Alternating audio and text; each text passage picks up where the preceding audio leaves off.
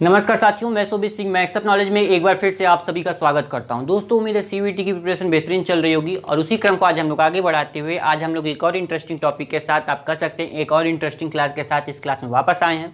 आपको बता दूं कि बीच बीच में मैंने जैसे बोला था आप लोगों के लिए कुछ मज़ेदार क्लासेस भी लाता रहूँगा।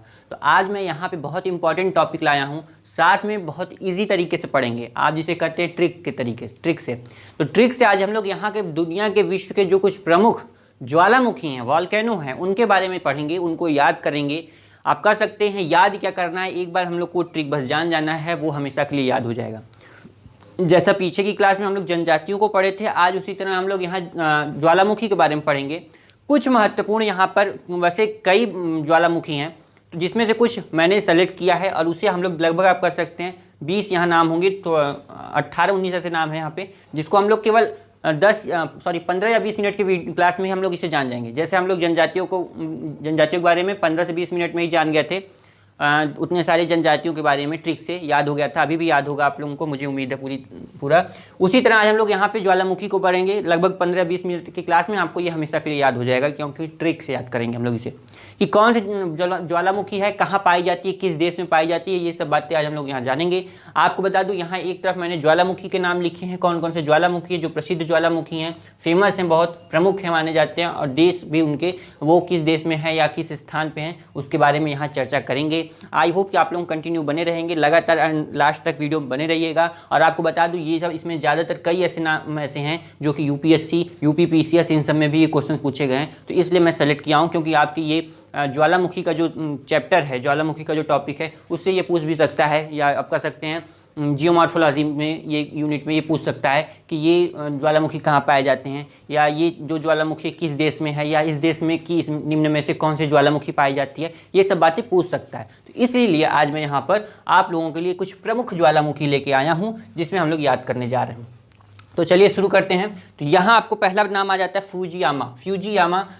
आप ज्वालामुखी का नाम सुने होंगे। फ्यूजियामा यहाँ पर लिखा है किस देश में है, जापान में है। जापान में क्या है, फ्यूजियामा कहाँ है, जापान में ज्वालामुखी है। अब इसको कैसे बताएंगे, तो हमें ट्रिक कैसे याद करना है। ट्रिक से देखिए क्या होता है, जापान में क्या है, टेक्नोलॉजी बहुत तीव्र है, मतलब बहुत आगे है। तो वहाँ पे क्या होता है, बल्ब बहुत बनते हैं, अलग अलग इलेक्ट्रॉनिक की सामानें बनती हैं। तो आप मान लीजिए कि बल्ब बनता है, तो बल्ब क्या होता है, बल्ब जो बनता है आप समझ लीजिए ज़्यादा कहाँ बनता है, ये याद रखिए याद करने के लिए कि जापान में टेक्नोलॉजी आगे है, वहाँ बल्ब कई तरह के बनते हैं, अलग अलग तरीके। तो बल्ब क्या होता है, बल्ब फ्यूज भी हो जाता है कभी कभी। तो फ्यूज और बल्ब कहाँ ज़्यादा बन रहा है, जापान में। तो इस तरह से आप याद रखिए, फ्यूजियामा कहाँ, जापान में। हालांकि ये मैं नहीं कर रहा हूँ कि जापान में बल्ब ज़्यादा बनते हैं, एक आपको याद कराने के लिए कि वहाँ टेक्नोलॉजी आगे है, बल्ब वहाँ ज़्यादा बनता है, इस वजह से आप कहेंगे बल्ब फ्यूज होता है। तो फ्यूजियामा, तो फ्यूजी यहाँ देखिए, फ्यूजियामा कहाँ है, जापान में। इसी तरह हम लोग पूरा ये जो इतने नाम हैं सबको याद कर लेंगे आज। तो आप एक बार देखिएगा, दोबारा जब क्लास आप देखेंगे, 2 बार देखने के बाद तीसरी बार आपको हमेशा के लिए याद हो जाएगा, इसलिए फिर आपको याद करने की ज़रूरत नहीं रहेगी जो इसमें नाम है। आपको बता दूँ जहाँ से मैं ये लाया हूँ आप लोगों के लिए मटेरियल, जहाँ से लाया हूँ उसमें उसके हिसाब से लगभग आप कह सकते हैं कि ये जो फ्यूजियामा वाला है, यूपीपीसीएस में ये क्वेश्चन पूछा है फ्यूजियामा के बारे में, जो कि जापान में है। तो यूपीपीसीएस में इसके हिसाब से जहाँ से मैं डेटा लाया हूँ उसके आधार पर ये बताया गया कि यूपीपीसीएस में ये क्वेश्चन पूछे गए हैं फ्यूजियामा से रिलेटेड, फ्यूजियामा ज्वालामुखी। तो आप कहेंगे जापान, ठीक है। नेक्स्ट क्वेश्चन चलते हैं, नेक्स्ट वॉल्केनो चलते हैं। Mount Erebus. माउंट इरेबस क्या है, माउंट इरेबस ये इसका देश, यह कहाँ है, राजद्वीप आप कह सकते हैं अंटार्कटिका में। अंटार्कटिका में राजद्वीप है, वहाँ पे क्या है, माउंट इरेबस है। अब माउंट इरेबस अंटार्कटिका में है, राजद्वीप पे है, इसे कैसे याद करेंगे ट्रिक से, इसे बताते हैं। माउंट इरेबस, यहाँ ध्यान दीजिए क्या बोल रहा है, माउंट इरेबस, बस अब इससे ज़्यादा नहीं कुछ, बस बहुत हो गया। तो वहाँ फिर यहाँ क्या दिया है, रासद्वीप। रास का मतलब मुझे अगर कोई चीज़ पसंद नहीं आ रही है तो लोग बोलते हैं कि मुझे ये बात रास नहीं आई, तुम्हारी बात मुझे रास नहीं आई, यानी कि पसंद नहीं आई, और बस करो अब इससे ज़्यादा नहीं। तो माउंट इरेबस, तुम्हारी बात रास नहीं आ रही है, तो माउंट इरेबस रासद्वीप, माउंट इरेबस रासद्वीप। तो माउंट इरेबस रासद्वीप कहाँ है, अंटार्कटिका है। तो ये याद हो गया, माउंट इरेबस कहाँ है, रास नहीं आ रही तुम्हारी बात, इसलिए अब बस करो। तो माउंट इरेबस, राजद्वीप, अंटार्कटिका। आई होप कि आपको ये 2 जो वॉल्केनो क्लियर हो गए होंगे। नेक्स्ट चलते हैं आगे। यहाँ देखिए क्या दिया, Mount Etna. Mount Etna, Etna ये कहाँ है, देश इसका सिसिली यानी कि Italy. Sicily Italy. Mount Etna कहाँ है? Italy. Mount Etna Italy, Etna Italy, Etna Italy. इसे मैं रिपीट कर रहा हूँ बार बार, Etna Italy, Etna Italy, Etna Italy. एक जैसा नाम लग रहा है तो कुछ देखने में पढ़ने में लग रहा है, एटना और इटली। तो एटना जब भी आएगा तो आप कहेंगे एटना और इटली, एक जैसा नाम लग रहा है, एटना और इटली, और इटली से सिसली। तो माउंट एटना कहाँ है? इटली। इटली में आप कह सकते हैं, साथ में आप याद कर लीजिएगा सिसली। तो माउंट एटना जो ज्वालामुखी है ये कहाँ है? इटली या सिसली आप बोलेंगे, इटली में सिसली तक बात करते हैं हम लोग। तो हवला क्या है? हवला, नेक्स्ट है हवला। हवला यानी कि हवला को आप क्या कर दीजिए? हलवा कर दीजिए। हवला और हलवा एक जैसा लग रहा है, थोड़ा आगे पीछे है, उसमें जो अक्षर है उसका ल व आगे पीछे है, लेकिन आप उसको कर दीजिए हलवा बना दीजिए।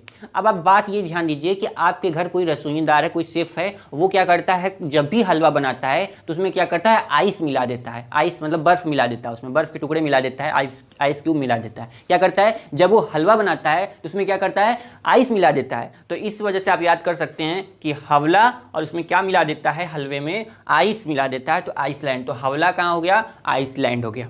ये याद हो गया? आई होप कि ये तो पक्का आपको क्लियर हो गया होगा। हवला को आप पहले हलवा समझ लीजिए, हलवा है, और आपके घर में जो शेफ है वो क्या करता है? उसमें क्या करता है? आइस मिला देता है। जब भी वो हलवा बनाएगा, खाने के सामान है हलवा, उसमें क्या करेगा? आइस मिला देगा। तो उससे याद करेंगे हवला और आइसलैंड।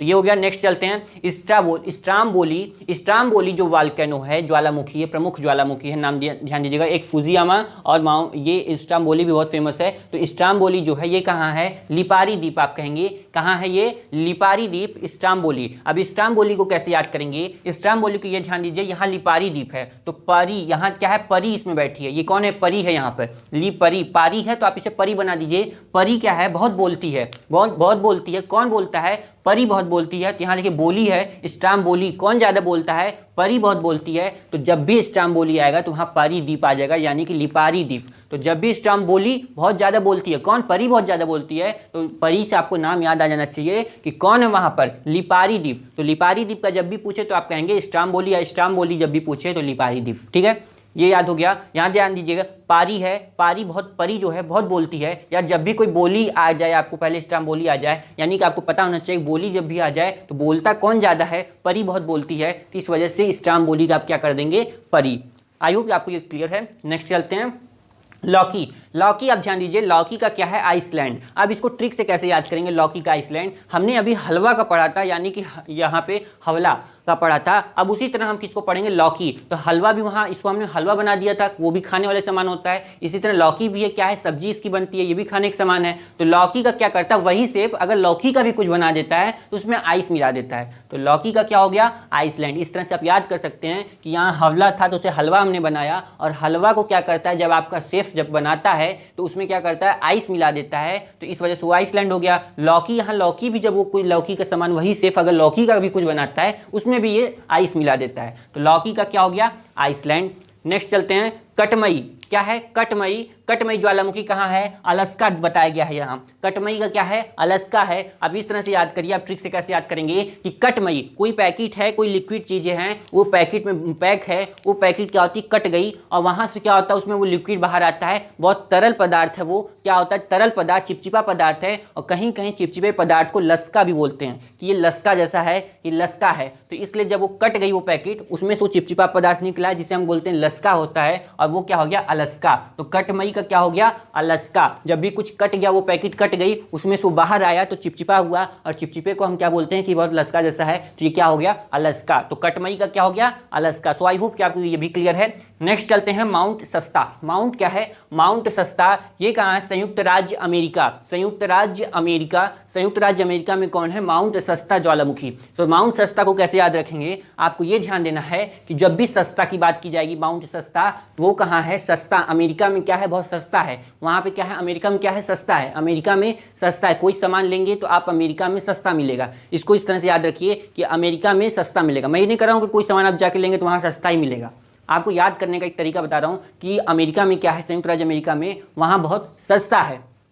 कौन? माउंट सस्ता। तो माउंट सस्ता आप कहाँ जाएंगे? संयुक्त राज्य अमेरिका में, तो वहाँ पे आपको सस्ता मिलेगा। ठीक है, नेक्स्ट चलते हैं चिम्बाराजो। चिम्बाराजो इसका है इक्वेडोर। अब चिम्बाराजो और इक्वेडोर को कैसे याद करेंगे ट्रिक से, तो जो चिम्बाराजो वोल्केनो है यानी कि जो प्रमुख ज्वालामुखी है इसका देश है इक्वेडोर। अब इसको कैसे याद करेंगे, तो आप यहाँ ध्यान दीजिए, यहाँ पे क्या बोल रहे हैं, चिम्बाराजो। इसमें कौन है, राजो यानी कि राजा है। तो राजा लोगों को आपको पता होगा जब भी ये अपना महल बनवाते थे, किला बनवाते थे, तो उसमें ये लोग जो दरवाजा बनवाते थे वहाँ क्या बनवाते थे, डोर बनवाते थे। उनका जो डोर होता था बहुत विशाल होता था, बहुत प्रसिद्ध होता था कि इस राजा ने ये डोर बनवाया है। ये देखिए इनके किला का ये डोर कितना विशाल लग रहा है। आप किसी किला में जाते हैं तो पहले डोर से ही जाते हैं और उस डोर को जब देखते हैं तो कहते हैं अरे इन्होंने कितना विशाल डोर, ये दरवाजा कितना विशाल बनवाया है कि देखिए कितना मजबूत है कि सैनिक अंदर ना आ पाए, दुश्मन सैनिक। तो इसलिए इक्वेडोर यहाँ पे क्या है, डोर की बात की गई है। तो चिम्बाराजो क्या है, वहाँ पे इक्वेडोर डोर आ जाएगा, यानी कि इक्वेडोर एक डोर वैसा बनवाए हैं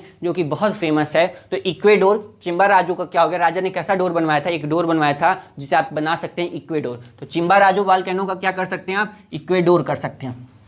नेक्स्ट है ओजो सडेला। क्या है, ओजो सडेला सलाडो। ओजो सलेडा सलाडो ज्वालामुखी कहाँ है, ओजो सलेडा सलाडो। इसका देश की अगर बात करें तो ये है अर्जेंटीना चिली। Argentina Chile. अब यहाँ पे ध्यान दीजिए, इसको ट्रिक से कैसे याद करेंगे, ओजो सलेडा सलाडो, यानी कि इसमें देखिए ओजो सलेडा सलाडो, इसमें आपको क्या छुपा है, सलाद। सलाद जो कि खाया जाता है। अब आप खाना खाने बैठे हैं और कोई आपको सलाद ला के दे तो उससे आपको कैसा, किस बर्तन में ला के दिया है, वो टीन के बर्तन में ला के दे दिया। आपको वो सलाद किस में दे दिया, टीन के बर्तन में। तो अर्जेंटीना, टीना। तो आपको कह सकते हैं कि जो सलाद आया आपको, सलाडो जो है वो किस में आया, टीन के बर्तन में। तो अर्जेंटीना कह सकते हैं। और लास्ट में क्या है, चिली है। तो आप इसको ऐसे याद कर सकते हैं, चिली की चिल, सलाद खा के अब तुम चिल करो।